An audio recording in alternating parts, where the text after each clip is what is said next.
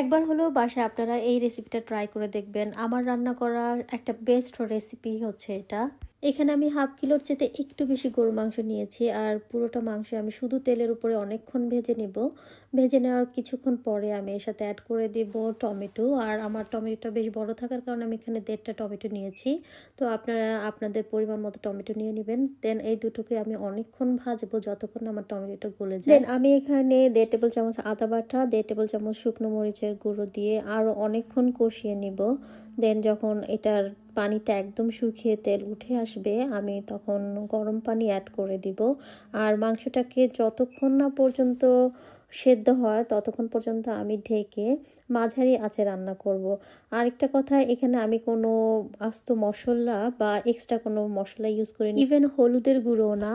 এখন যখন মাংসটা প্রায় হয়ে আসবে তখন আমি এখানে 1/2 টেবিল চামচের মতো গোলমরিচের গুঁড়ো, 1 কাপের মতো পেঁয়াজের কিউব, 2টা আস্ত রসুনের কোয়া আর 2টো কাঁচামরিচ আমি ছোট ছোট করে কেটে এটাকে আরও কিছুক্ষণ আমি ভেজে নেব। প্রায় 10 থেকে 15 মিনিট আমি এগুলোকে ভাজতে থাকবো যতক্ষণ না আমার রসুন আর পেঁয়াজটা একদম সফট হয়ে যায়।